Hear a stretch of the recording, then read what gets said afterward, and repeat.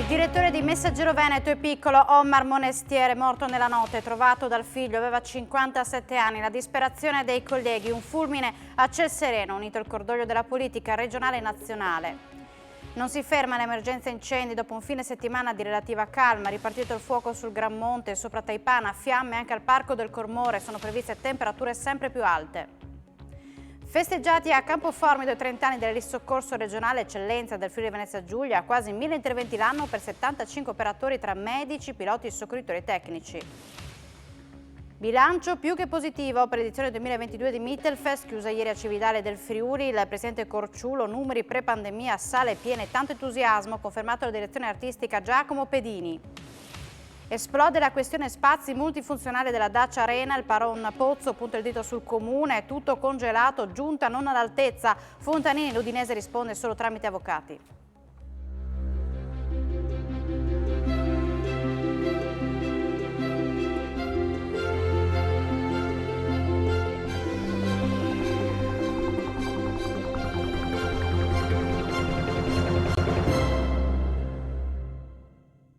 Ben ritrovati a questa nuova edizione del telegiornale di Telefriuli. È morto nella notte per un malore in casa il direttore del Messaggero Veneto e del Piccolo, Omar Monestier, bellunese di nascita, aveva 57 anni.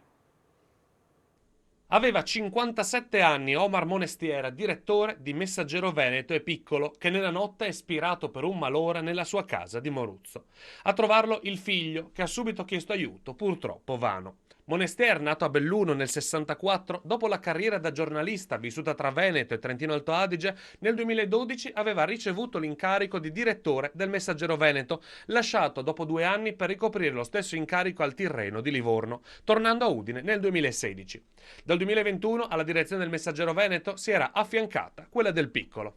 Attoniti i colleghi della redazione, con cui fino a ieri aveva lavorato fianco a fianco e gomito a gomito. Nulla lasciava presagire un epilogo così tragico e repentino, nessun segnale portava a pensare che stesse male, fanno sapere da Viale Palmanova.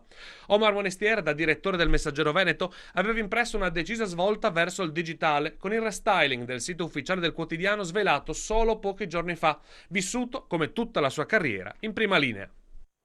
I primi ad apprendere della scomparsa di Monestier sono stati i colleghi del Messaggero Veneto, increduli e sgomenti davanti alla notizia. Un fulmine a ciel sereno, come ci ha raccontato il condirettore Paolo Mosanghini, con cui fino a ieri Monestier aveva lavorato fianco a fianco. E tra le tante notizie che in 30 anni di giornalismo ho dato, senz'altro mi sono ritrovato in questo momento coinvolto in una notizia da dare e che ha un impatto incredibile, perché è una notizia che coinvolge emozionalmente non soltanto me ma tutta la redazione, che sta vivendo delle ore così difficili, e credo che tutti abbiano una estrema vicinanza alla famiglia e ai suoi 4 figli. Il ricordo di Monestier uomo è il ricordo di un amico con il quale per 10 anni ho condiviso non soltanto l'amore per questo giornale, per il giornalismo, ma anche appunto un'amicizia che è nata perché avevamo una visione uguale su come portare avanti questo giornale, su come interpretare il territorio. E quindi lascia senz'altro un vuoto personalmente incolmabile come amico appunto, e lascia un vuoto nel mondo del giornalismo friulano, perché è stato capace di interpretare alcune esigenze di questo territorio, non soltanto del Friuli ma anche ultimamente della Venezia Giulia, da quando era diventato direttore nel gennaio del 2021 anche del Piccolo di Trieste. Numerosissime le espressioni di cordoglio per la scomparsa di Monestier dai presidenti della Giunta del Consiglio regionale Massimiliano Fedriga e Piero Mauro Zanin, all'ordine dei giornalisti dell'Associazione della Stampa del Friuli Venezia Giulia, alla vicepresidente di Confindustria Udine Anna Mareschi Danieli. La figura di Monestier è stata ricordata dal presidente della Regione Veneto Luca Zaia, dal leader della Lega Matteo Salvini, dal segretario del PD Enrico Letta, dal presidente di Italia Viva Ettore Rosato, dal presidente del gruppo PD alla Camera Deborah Serracchiani, dei sindaci di Udine, Pietro Fontanini di Trieste, Roberto Di Piazza, e tutto il gruppo Media Friuli si unisce al cordoglio verso la famiglia e verso i colleghi del Messaggero Veneto e del Piccolo per la prematura scomparsa del direttore Omar Monestier. Riprende a bruciare la terra in Friuli Venezia Giulia, nuovamente a fuoco sul Gran Monte sopra Taipana, mentre un rogo si è sviluppato anche nel parco del Cormorra alle porte di Udine. Sembrava terminata l'emergenza incendi con un weekend in cui dopo settimane si è rivista la pioggia. Ma sono bastate 24 ore per innescare nuovamente le fiamme. Ad ardere è di nuovo il Gran Monte sopra Taipana, già martoriato dalle fiamme, con la colonna di fumo visibile da Udine. Il fumo si è di nuovo levato, con sul posto protezione civile e i vigili del fuoco. Anche al parco del Cormora, alle porte di Udine, è divampato un incendio, favorito dall'erba secca e dal vento caldo. A bruciare è stata una sezione del prato, con le fiamme che hanno anche raggiunto un albero distruggendolo. Non sono state toccate le strutture all'interno del parco, ma molte persone presenti hanno visto da vicino le fiamme. In più si sono segnalati incendi anche a Sedigliano e a Cordenons, dove le fiamme hanno distrutto 2 roulotte abbandonate. E per i prossimi giorni è previsto il ritorno del gran caldo. Le temperature saranno alte, ma l'ondata di calore sarà più breve di quella di luglio. Nella prossima notte avremo dell'instabilità sulla nostra regione con dei temporali a macchia di leopardo che colpiranno anche alcune aree della nostra pianura. Qualcuno di questi temporali, come spesso accade, potrà essere di forte intensità. Da dire che nei prossimi giorni l'anticiclone africano porterà le sue masse d'aria molto calde su di noi, facendo cominciare una nuova ondata di caldo. Questa ondata di caldo potrebbe durare diversi giorni e raggiungere delle intensità importanti, in quanto specialmente da mercoledì raggiungeremo inizialmente i 35 gradi per poi superarli nei giorni successivi, quindi potremmo anche raggiungere dei picchi intorno ai 37-38 gradi. Passiamo alla cronaca. Uno scontro frontale tra 2 auto avvenuto ieri sera a Fontanafredda è costata la vita a un 55enne di Porcia. Un uomo di 55 anni, Raffaele Broccolo, ha perso la vita ieri sera in un incidente stradale avvenuto poco dopo le 20 a Fontanafredda, lungo la Pontebana. Magazziniere alla Bortoli in Chemo, l'uomo residente a Porcia era alla guida della propria autovettura quando, per cause in corso di accertamento da parte dei carabinieri del radiomobile di Sacile, la sua macchina si è scontrata frontalmente con un'altra utilitaria. I veicoli sono andati completamente distrutti e le condizioni dei 2 automobilisti sono apparse subito serie, soprattutto quelle di Broccolo, che nell'incidente ha avuto la peggio. Inutili tentativi di rianimarlo da parte del personale del 118 giunto sul posto insieme ai vigili del fuoco. L'uomo è morto per i gravissimi traumi riportati. La viabilità a causa del sinistro è andata in tilt e sulla Pontebana è tornata scorrevole soltanto in tarda serata. Broccolo, pochi minuti prima del tragico incidente, aveva incontrato alcuni amici in un locale della zona. Ritrovata senza vita la donna di 71 anni, Luciana De Santi, di cui non si avevano più notizie da domenica. Il corpo è stato trovato nella chiusa di un canale di irrigazione a San Foca di San Quirino. È stata ritrovata oggi senza vita la donna di 71 anni, Luciana De Santi, di cui non si avevano più notizie da domenica sera.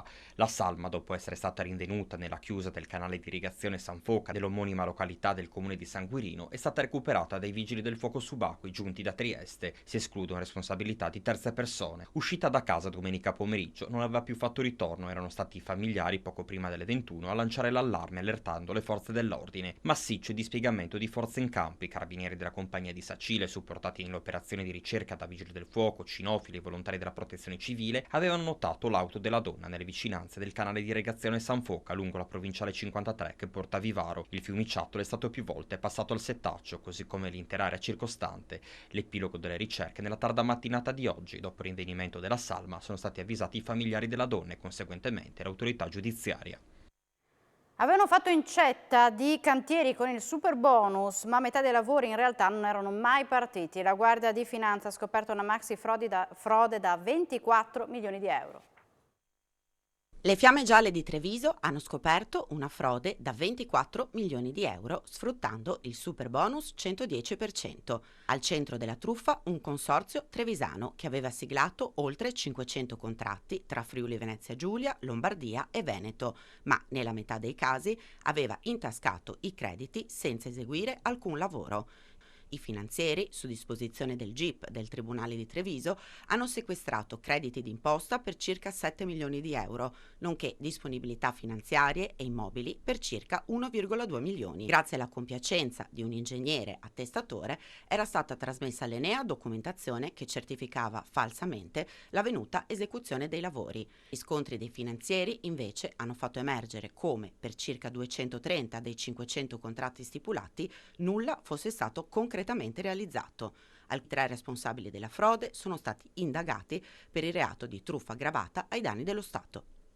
Contro le stragi del sabato sera in prossimità delle località turistiche del Friuli Venezia Giulia è stata potenziata l'attività di controllo da parte delle forze dell'ordine.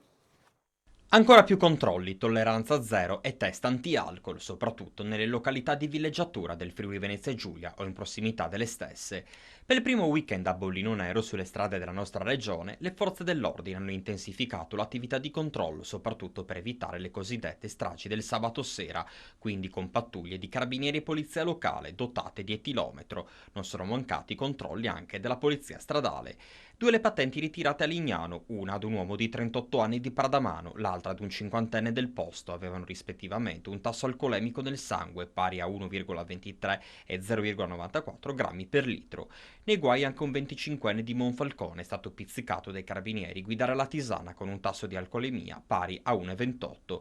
Controlli serrati anche a Grado, dove, come d'accordi con la prefettura, per la stagione estiva sono arrivati rinforzi alla stazione dei carabinieri. La situazione, almeno nel weekend appena trascorso, non ha evidenziato particolari problemi. Nella destra tagliamento, invece, la polstrada di Pordenone e quella di Spilimbergo ha messo in campo un articolato programma di controlli lungo la Pontebana. Sono state controllate 12 persone, delle quali 7 sono risultate essere positive alla prova etilometrica. Di queste 5 sono state denunciate. A questo punto è scattato il ritiro delle relative patenti. Era iscritto alla Capitaneria di Porto di Monfalcone lo yacht schiantatosi ieri sugli scogli in Costa Smeralda. Nell'incidente un armatore inglese è morto e altre 6 persone sono rimaste ferite. Sull'imbarcazione battente bandiera italiana, come confermato dalla Guardia Costiera di Olbia, titolare dell'indagine, non c'erano a bordo persone residenti in Friuli Venezia Giulia. La vittima era domiciliata in Sardegna.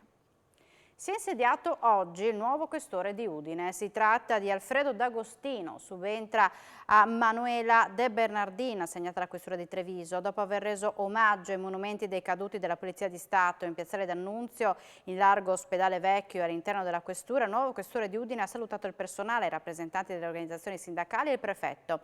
57 anni, una laurea in giurisprudenza, D'Agostino arriva dalla questura di Lecco.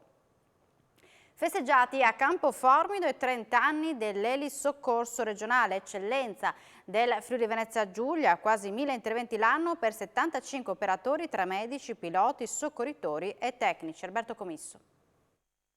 Buonasera da Campoformido, questo qua è un evento importante, sono i 30 anni di Elisoccorso in Friuli Venezia Giulia, una data davvero storica. E chi meglio di Alessandra Spasiano, che è la direttrice proprio del soccorso, dell'Elisoccorso del Friuli Venezia Giulia, può raccontarci questo compleanno magnifico. Dottoressa, grazie ovviamente per essere in nostra compagnia. Cosa significano 30 anni di Elisoccorso nella nostra regione? Intanto grazie a voi per essere qui in questa serata di festa. L'Elisoccorso nasce proprio il 1° agosto del 1992 per una ferma volontà di alcuni visionari, diciamo, no? Che vedevano in questo servizio un servizio diciamo di qualità per il paziente, no? Che è sempre il nostro obiettivo finale.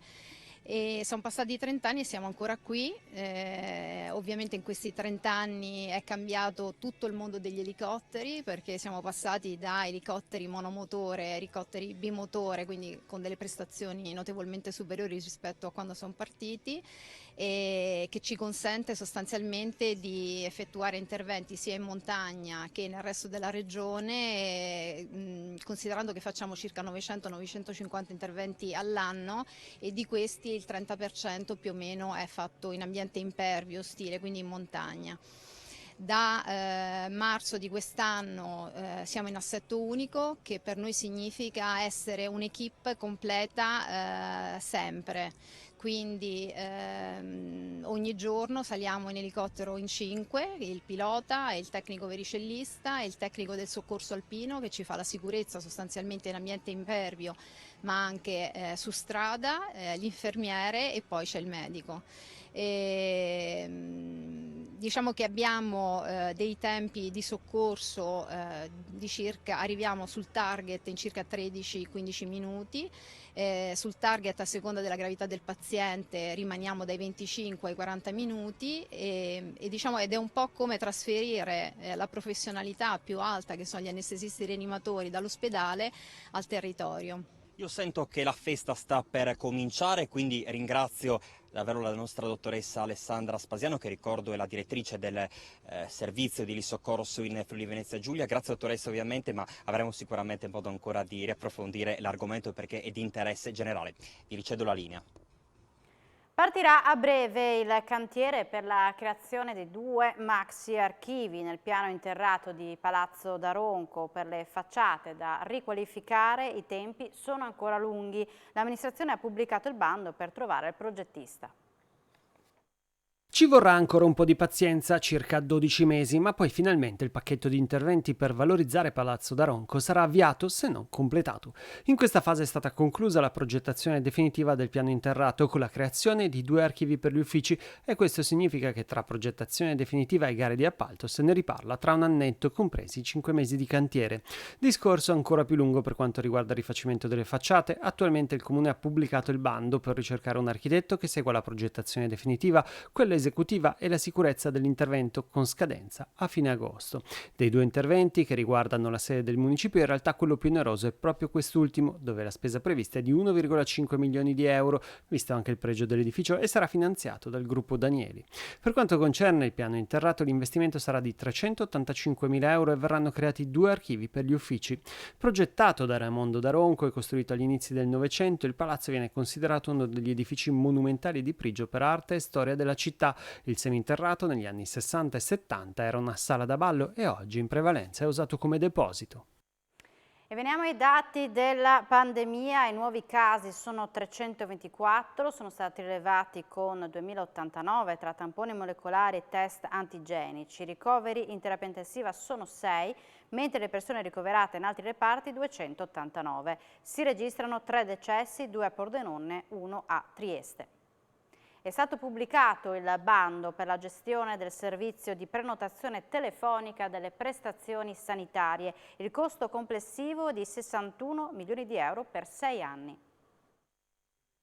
Una media di 1 milione di telefonate all'anno da gestire con l'obbligo di rispondere a ogni utente entro 3 minuti. L'azienda regionale di coordinamento per la salute ha pubblicato il bando per l'affidamento del servizio di informazione e prenotazione telefonica, ovvero il numero 0434 223522, al quale si possono prenotare prestazioni sanitarie ma anche ricevere informazioni. Il servizio è da diversi anni in appalto e attualmente è gestito da un consorzio che racchiude Televita, Tesa e la cooperativa Confini. Il nuovo bando ha una durata di 48 mesi, a cui va aggiunto un possibile rinnovo di 24 mesi.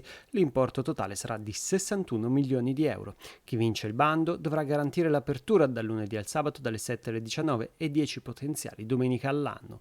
Dai dati della rilevazione di performance emerge che al call center nel 2021 si sono rivolti 1.074.000 utenti, quasi il doppio rispetto al 2016 quando erano stati 608.000, ma anche rispetto al 2020, anno con poco meno di 703.000 telefonate, a pesare ovviamente le prenotazioni dei vaccini. Lo scorso anno ci sono state 267 segnalazioni di utenti insoddisfatti, pari allo 0,024% degli utenti e la metà rispetto alle 0,052% del 2020. La Corte Costituzionale ha bocciato ancora una volta la norma della Regione Friuli Venezia Giulia che prevede incentivi per l'assunzione di lavoratori variabili sulla base della durata della residenza in Regione. Si tratta di un altro pezzo di una legge regionale del 2005 che stabilisce il requisito di residenza di 5 anni per poter accedere alle misure, richiamata da un articolo della legge Omnibus del maggio 2021. L'applicazione di questo limite di residenza in varie misure di welfare è già stato definito incostituzionale alcune volte, lasciando però la possibilità di utilizzare la durata della residenza per regolare l'entità della misura. Cosa che la Regione ha fatto, se non fosse che questa volta, sottolinea la sentenza costituzionale, si tratta di incentivi indiretti, ovvero destinati alle aziende, ma la cui entità dipende dalla durata della residenza del lavoratore disoccupato, che deve essere riassorbito nel tessuto produttivo. Ciò porterebbe a una potenziale discriminazione dei lavoratori per scelta dei datori di lavoro di ottenere il massimo incentivo, generando di fatto una preclusione all'accesso al posto di lavoro a chi è residente da meno tempo gli è limitato.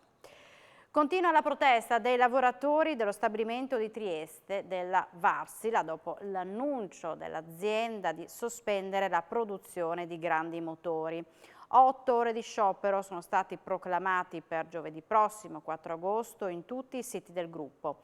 Per lo stesso giorno a Trieste è stato organizzato un presidio in Piazza della Borsa per chiedere il ritiro dei licenziamenti che riguardano oltre 450 dipendenti e il mantenimento della produzione nel capoluogo giuliano. Accedere a soluzioni finanziarie dedicate per la realizzazione di nuovi impianti o per il loro ampliamento. Mira a questo l'accordo siglato fra la Roncadin e Intesa San Paolo. L'accordo è di quelli importanti e mira a sostenere la filiera della pizza surgelata di qualità. Grazie al programma Filiere, Intesa San Paolo e Roncadin hanno sottoscritto un accordo di collaborazione per consentire alle aziende facenti parte del processo produttivo e distributivo di essere accompagnate nei propri progetti di crescita sul territorio, di internazionalizzazione e di rinnovamento delle proprie strutture produttive, anche accedendo a soluzioni finanziarie dedicate. L'obiettivo perseguito si prefigge di sostenere congiuntamente le piccole e medie imprese del territorio legate alla filiera afferente al marchio Roncadin per accrescere gli sbocchi nei vari mercati mettendo a disposizione strumenti innovativi. In particolare verrà favorito il supporto finanziario verso gli imprenditori della filiera che intendono realizzare nuovi impianti e ampliamenti. Un intervento che rientra nelle iniziative che la banca ha messo in atto in coerenza a supporto degli investimenti legati al PNRR. Attualmente l'azienda è arrivata a occupare circa 780 persone nell'area pedemontana pordenonese e in un anno realizza oltre 100 milioni di pezzi con un fatturato che nel 2021 ha sfiorato i 150 milioni di euro. È scomparso ieri a Tolmezzo a seguito di una lunga malattia Mario Gollino, figura di riferimento dell'industria in montagna, avendo ricoperto la carica di capo della delegazione di Tolmezzo di Confindustria Udine dal 1993 al 1999 e poi di presidente del Consilt dal 2016 al 2020. Avrebbe compiuto 80 anni il prossimo 31 ottobre. La lungimiranza di Gollino, sottolinea Anna Mareschi Danieli, vicepresidente di Confindustria Udine, non è stata messa a servizio del solo suo gruppo aziendale. Trascinante la sua personalità per fare degli imprenditori della Carnia una voce unica e orgogliosa delle proprie radici. Medie altissime per i diplomati dell'ITS Malignani, dei 100 candidati, 1 su 4 ha preso il massimo dei voti con 11 lodi. Alcuni dei progetti presentati hanno stupito gli stessi docenti. 25 voti di eccellenza divisi tra i 5 corsi di automazione e sistemi meccatronici, additive manufacturing, automazione e sistemi meccatronici macchine agricole, arredo navale, nautico e video strategist su 100 candidati al diploma. Sono i numeri estremamente positivi del biennio 2022-2024 del MITS, che ha visto anche 11 studenti premiati con la lode. L'esame si compone di 3 parti. La parte più significativa sicuramente è la presentazione del progetto personale che viene fatto da ogni corsista. Nei mesi finali del percorso ogni futuro tecnico superiore infatti realizza un progetto materiale, un prototipo, solitamente in collaborazione con l'azienda che l'ha ospitato in stage, progetto che viene presentato alla commissione d'esame durante la prova orale. Salta all'occhio sicuramente in quest'ultimo anno in particolare la determinazione, la creatività e l'autonomia con cui i corsisti hanno portato a termine questi progetti con dei progetti di qualità e con l'utilizzo di tecnologie innovative. Ci sono alcuni progetti in particolare che vi hanno colpito? Ci sono dei progetti che ci hanno colpito in particolare. Uno di questi è la riprogettazione di una plancia di comando di una nave da crociera realizzata con tecnologie 4.0, in particolare completamente all'interno di un ambiente virtuale.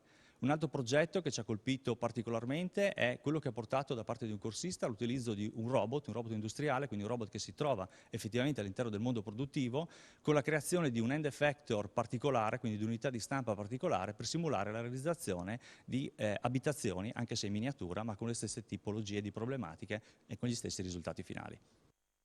Bilancio positivo per Mittelfest, che con il ritorno in presenza incrementa del 31% rispetto all'ultima edizione pre-Covid il numero di spettatori.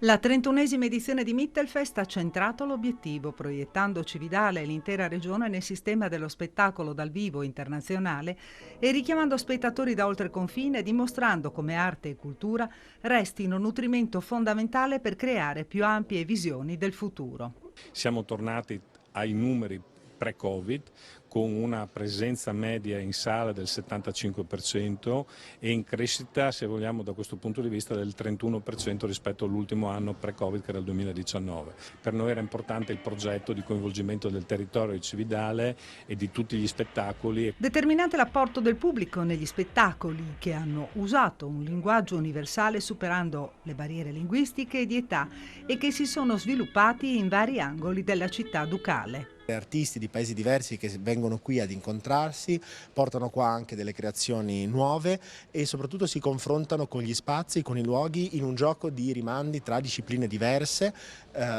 in cui le arti performative, teatro, musica, danza, circo si mescolano fra di loro.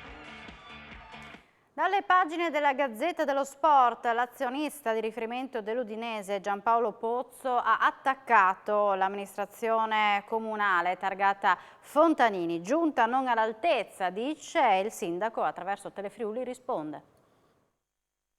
Dalle scaramucce verbali alle aule dei tribunali, ora la diatriba sulla Dacia Arena si sposta anche sulle pagine dei giornali.